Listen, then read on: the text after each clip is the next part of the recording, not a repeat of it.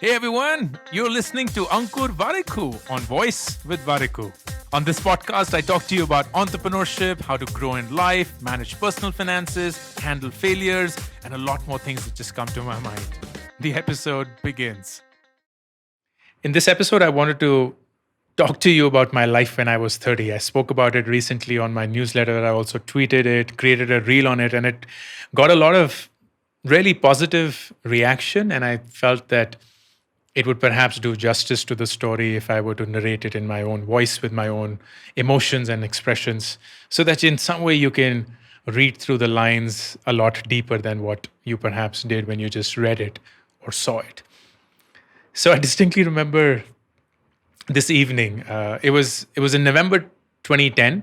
I don't know when it was, but Ruchi, my wife, and I, we were returning after watching this movie, The Social Network, which is about the start of Facebook and the story of Mark Zuckerberg and the story of Eduardo Saverin, who was his founder at Facebook.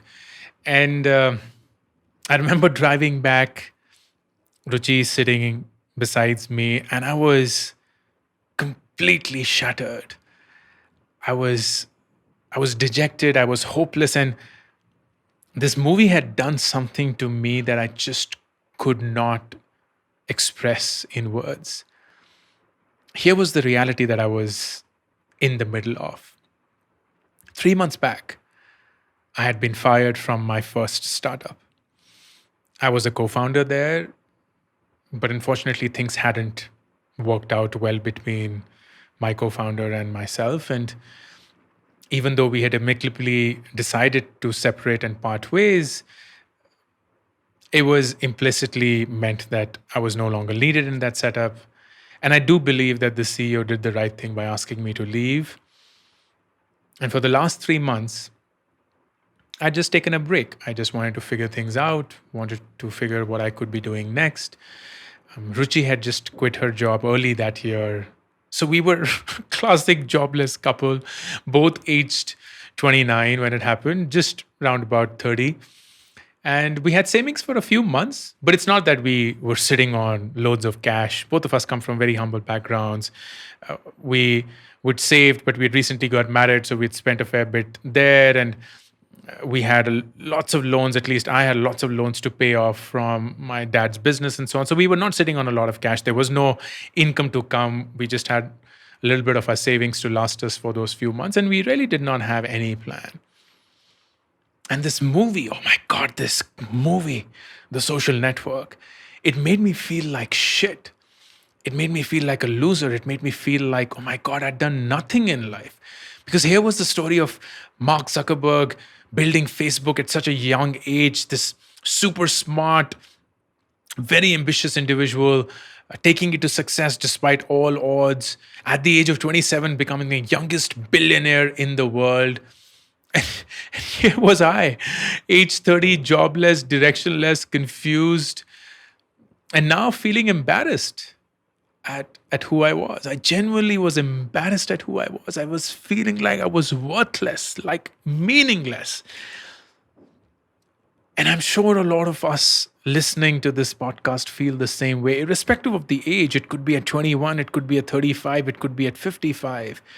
But we have this sense of worthlessness, that we're not good enough, that we're confused, we're directionless. And there are so many people who are doing so many remarkable things with their life. And here we are, clueless about what we should be doing. And all of these emotions were going inside my head. And Ruchi always senses that something's wrong. So she sensed that something was wrong. And she asked if I was okay. And I told her, I can't believe how much time I've wasted. And she, being very sweet, she was like, but it's only been 3 months. And at that point of time, I told her, it's not been 3 months, it's been 30 years. And that is who I was. I didn't feel the weight of the last 3 months where I was figuring out what to do. I felt the weight of the last 30 years of my existence and realizing that I was exactly where I didn't want to be at the age of 30. Jobless, no money, no plan, no direction, no sense, nothing whatsoever. And I felt wasted. I felt completely wasted.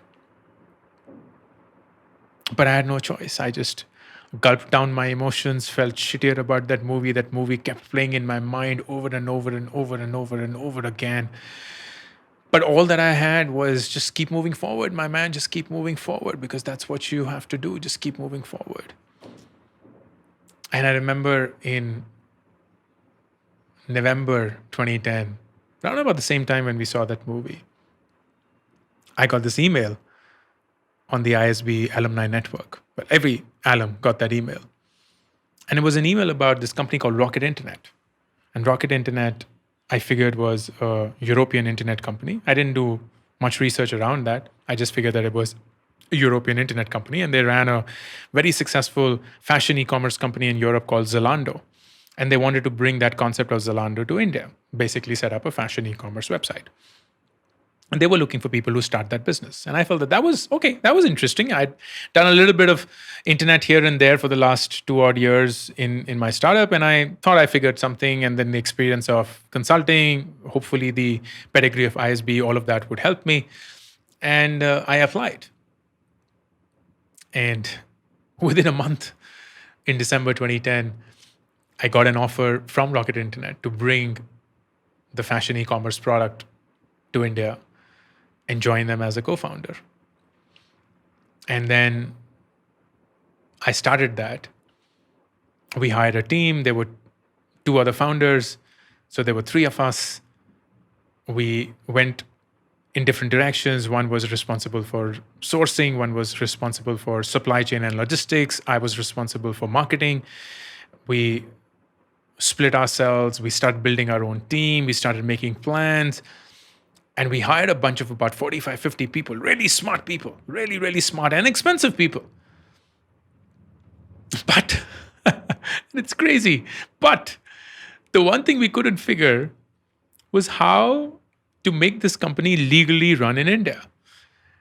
Because if it was to be run by Rocket Internet, which is an international entity, then this would become a foreign investment in retail in a multi-brand nature, which wasn't allowed in India. Foreign investments in multi-brand retail is not allowed in India.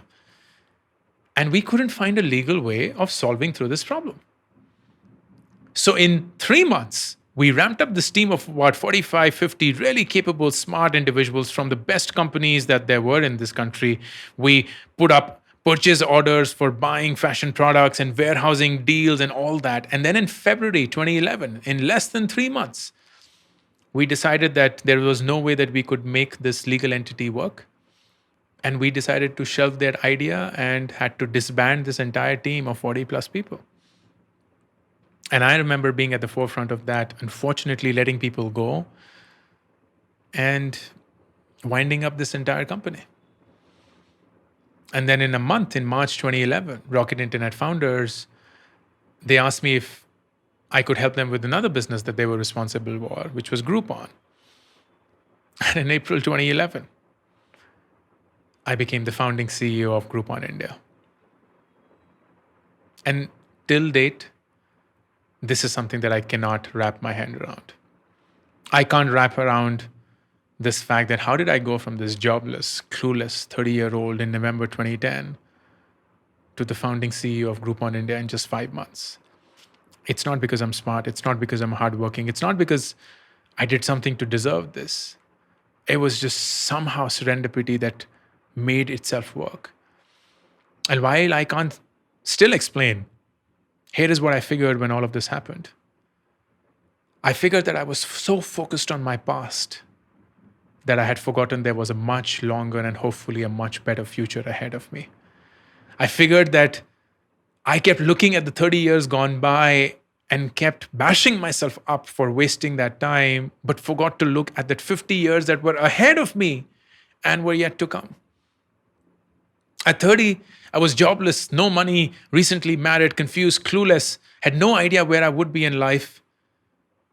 And yet, I failed to look at the number of years that were ahead of me where I still had a chance to make all of this work out.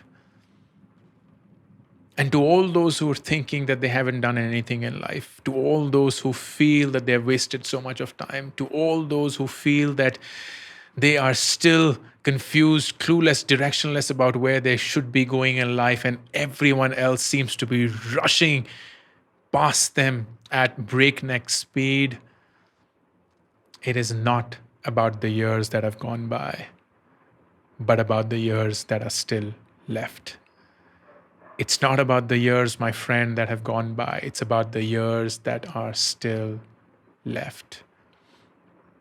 Don't give up on yourself. Don't give up on the future. Don't give up on what you are at this point of time. You're alive. You're breathing. You have a family. You still have a roof on top of your head. You get your meals every day.